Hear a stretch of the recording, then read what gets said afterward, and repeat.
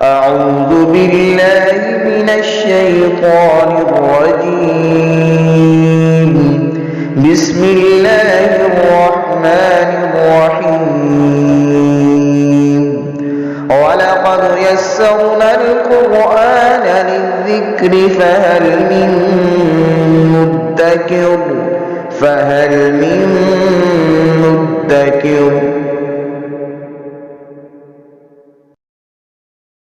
بسم اللہ الرحمن الرحیم. سورہ آل عمران کی 121 نمبر آیہ مقدسہ سے پڑھیں گے. چوتھے پارے کا چوتھا رکوع شروع ہو رہا ہے. اعوذ باللہ من الشیطان الرجیم. بسم اللہ الرحمن الرحیم. وَإِذْ غَدَوْتَ مِنْ أَهْلِكَ تُبَوِّئُ الْمُؤْمِنِينَ مَقَاعِدَ لِلْقِتَالِ وَاللَّهُ سَمِيعٌ عَلِيمٌ. اس آیہ مقدسہ سے غزوہ احد کا بیان شروع ہو رہا ہے. اس کے بعد پھر غزوہ بدر کا بیان آئے گا.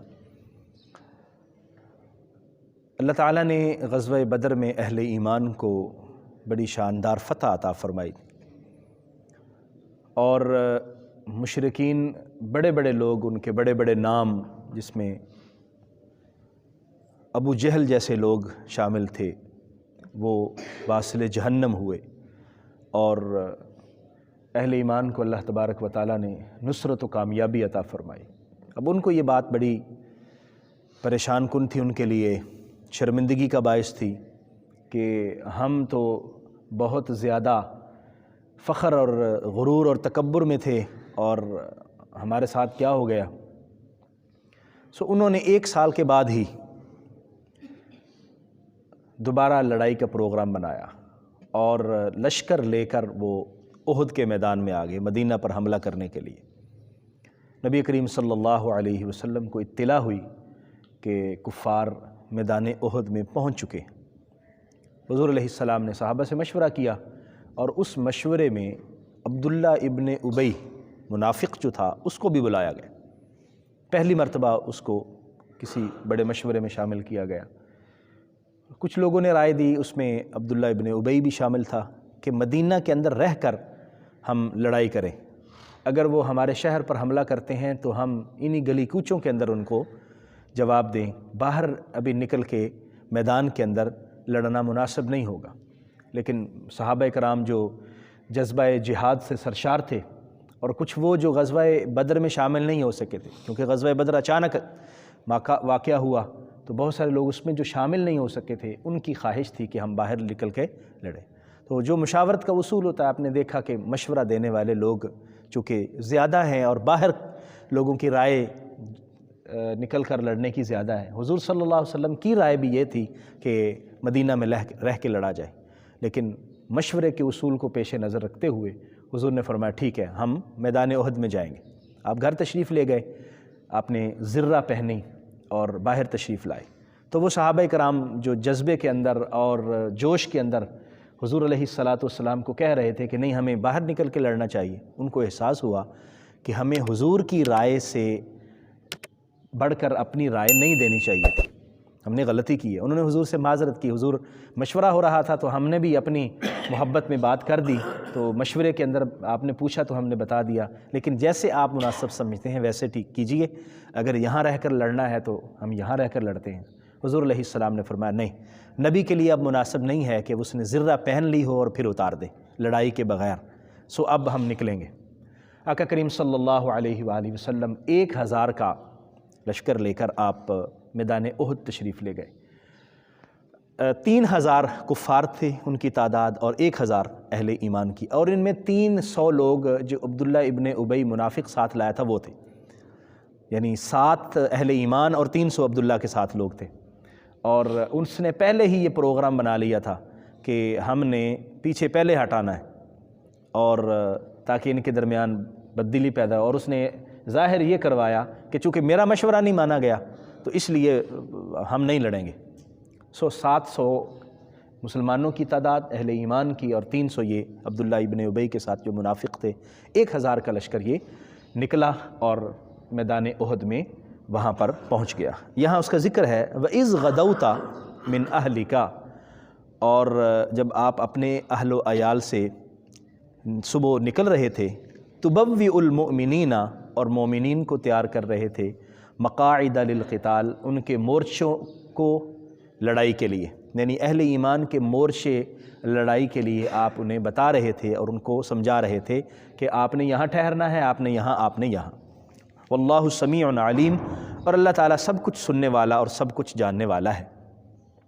نبی کریم صلی اللہ علیہ وآلہ وسلم جب احد کے میدان میں پہنچے تو آپ نے اہل ایمان کے ٹھکانے بتائے کہ کس کی ڈیوٹی کہاں پر ہے۔ حضرت مصعب بن عمیر کو جھنڈا پکڑایا گیا، اسی طرح اور صحابہ کی اپنی اپنی ڈیوٹیاں لگ گئیں، اور حضرت عبداللہ بن جبیر ان کی ڈیوٹی لگی کہ آپ نے احد کا ایک کونا ہے، وہ ایک چھوٹی سی پہاڑی ہے، آپ نے وہاں پر رہنا ہے، اور ان کو 50 تیر انداز دے دیے گئے، تیر چلانے والے، کہ تم نے یہاں سے ہٹنا نہیں ہے، اور جب بھی دشمن کا دوسری طرف سے حملہ ہو تو تم نے ان تیروں سے ان کا مقابلہ کرنا ہے اور ان کو میدان میں نہیں آنے دینا۔ تو میدان احد میں میدان لگ گیا۔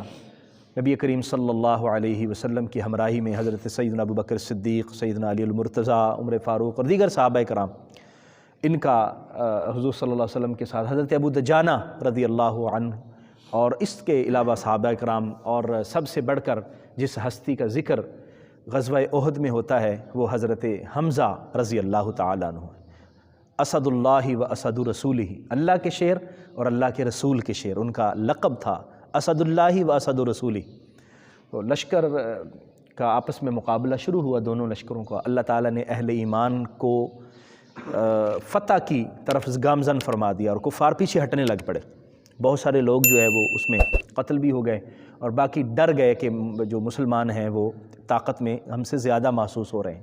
اور میں یہ بھی عرض کرتا جاؤں، وہ جو 300 تھے عبداللہ کے ساتھ، وہ پیچھے ہٹ گئے تھے، اور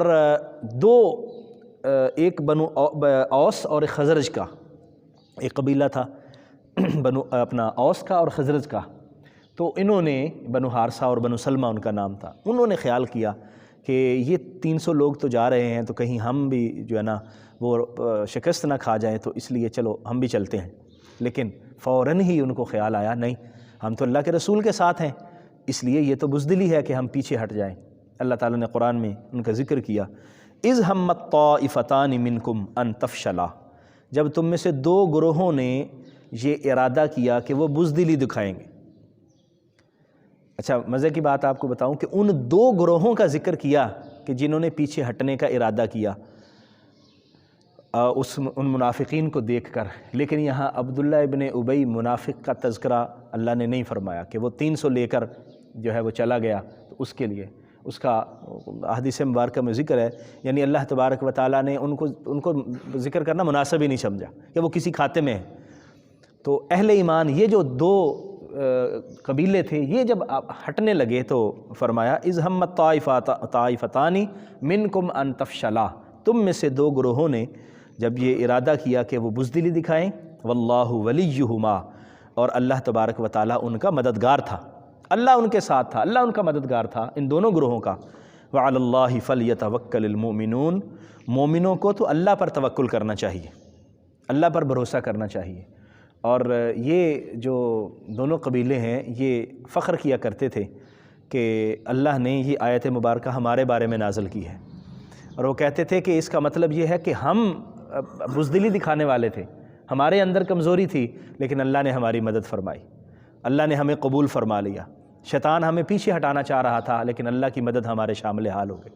تو وہ اس پر خوش ہوا کرتے تھے کہ الحمدللہ ہم میں اگر کوئی کمزوری تھی تو اللہ نے وہ کمزوری دور فرما کے ہمیں جہاد میں ثابت قدم رکھا۔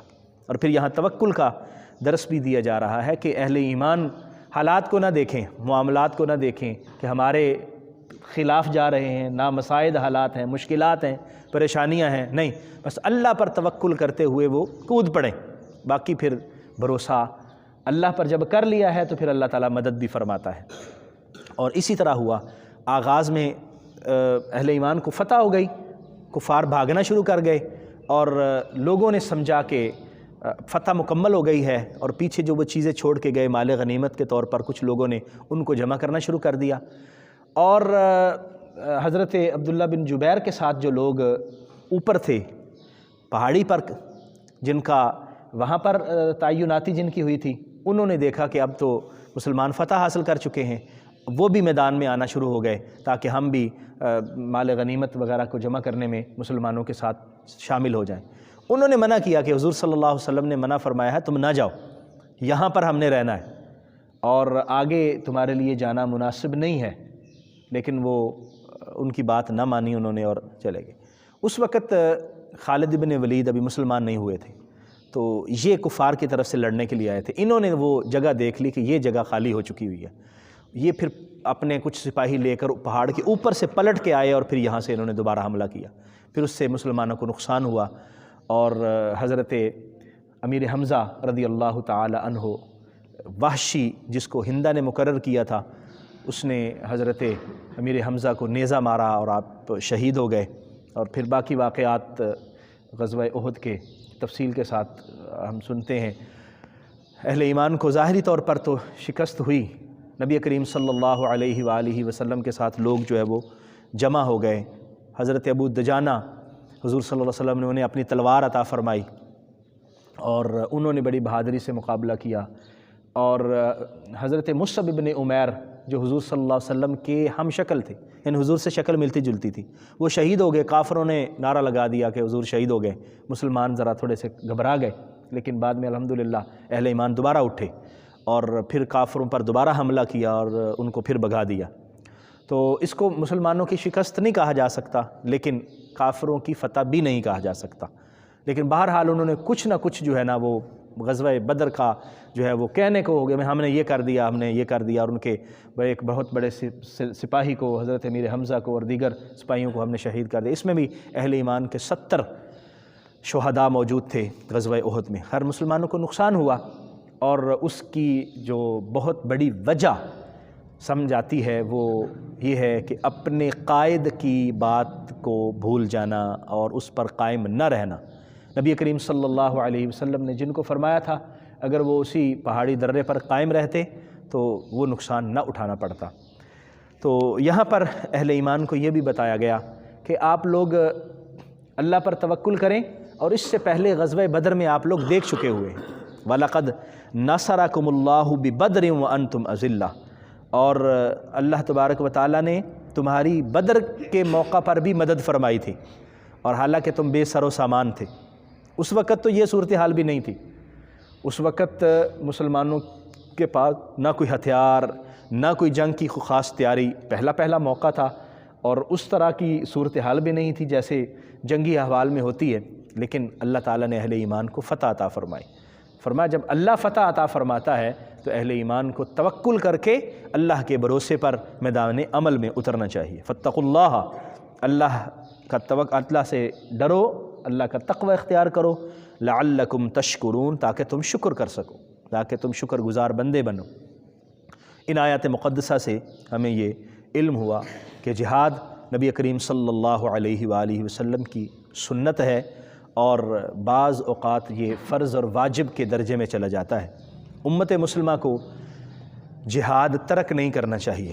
آج افسوس یہ ہے کہ اجتماعی طور پر پوری امت مسلمہ جہاد ترک کر چکی ہے۔ اگر جہاد ترک نہ کیا ہوتا تو ہمیں فلسطین، کشمیر جیسی صورتحال کا، عراق، شام جیسی، افغانستان جیسی صورتحال کا سامنا نہ کرنا پڑتا، اور ابھی بھی اسی طرح کی صورتحال چل رہی ہے۔ اہل اسلام جو ہے وہ اپنے ممالک کو محفوظ کرنے کے لیے ایسے معاملات میں مبتلا ہو چکے ہیں کہ جو جہاد کے قریب بھی نہیں آتے، کیونکہ اس دنیا کے ساتھ دل بہت زیادہ لگ چکا ہے۔ اپنی ظاہری صورتحال کو مضبوط کرنے کے لیے، اپنی دنیا کو خوشحال بنانے کے لیے، اپنا مال و دولت جمع کرنے کے لیے بڑے بڑے لوگ جن کا کام جہاد تھا اور جنہوں نے اہل ایمان کو فتح دلوانی تھی، وہ بڑے بڑے جزیرے خرید کر جو ہے وہ ادھر ادھر چلے گئے۔ تو کس نے لڑنا ہے؟ دوسرے کون لڑیں گے؟ تو بس صورتحال اس طرح کی ہے۔ اللہ تعالیٰ معاف فرمائے۔ دنیا کی جو محبت ہے وہ انسان کو بہت بڑے راہ سے ادھر ادھر کر دیتی ہے۔ سو ہمیں اہل ایمان کو بحیثیت اجتماعی جہاد کی طرف واپس آنے کی ضرورت ہے۔ آج پھر ہمیں نور الدین زنگی کی ضرورت ہے، صلاح الدین ایوبی کی ضرورت ہے، ٹیپو سلطان کی ضرورت ہے، جو اہل ایمان کا پوری دنیا میں معاملہ ہو رہے ہیں۔ اس لیے نبی کریم صلی اللہ علیہ وآلہ وسلم خود میدان جہاد میں گئے اور صحابہ کرام کے ساتھ مل کر اہل ایمان کو فتح ہوئی اور اللہ تعالیٰ نے عروج عطا فرمایا۔ کہاں کیسر و کسریٰ جو اس وقت کی سپر پاور تھی، اہل ایمان بے سر و سامانی میں جا کے وہاں ٹکراتے ہیں اور اللہ تعالیٰ فتح عطا فرماتا ہے، اور یہ واقعات ہماری تاریخ میں سنہری حروف سے لکھے ہوئے ہیں۔ دوسری بات یہ ہے کہ اس سے ہمیں ایک قائد کی اتباع کرنے کا جو سبق ملتا ہے وہ بھی ہمیں پیش نظر رکھنا چاہیے کہ جب قوم قائد سے خالی ہو جائے اور کوئی قائد نہ ہو تو پھر وہ ہجوم ہوتا ہے، وہ قوم نہیں ہوتی۔ آج ہم بھی اسی طرح ہیں، ہجوم، ہمارا کوئی قائد نہیں، اور جن کو ہم نے قائد بنایا وہ افسوس یہ ہے کہ ان میں قائدانہ کوئی صلاحیتیں نہیں ہیں، وہ قوموں کو کس طرف لے کے جا رہے ہیں یہ ہم دیکھ رہے ہیں۔ قائد ان کی اتباع اگرچہ ظاہری نقصان بھی ہو رہا ہو لیکن قائد کی اتباع میں ہی فائدہ ہوتا ہے۔ اور آخری بات یہ ہے کہ اللہ پر بھروسہ کرتے ہوئے، توکل کرتے ہوئے انسان کو، اہل ایمان کو زندگی گزارنی چاہیے۔ اللہ تبارک و تعالی ہر مشکل سے نکال دیتا ہے اور ہر پریشانی سے مسلمانوں کو فتح عطا فرماتا ہے۔ اللہ کریم سمجھنے کی توفیق عطا فرمائے۔ آمین۔ وآخر دعوایا ان الحمد للہ رب العالمین۔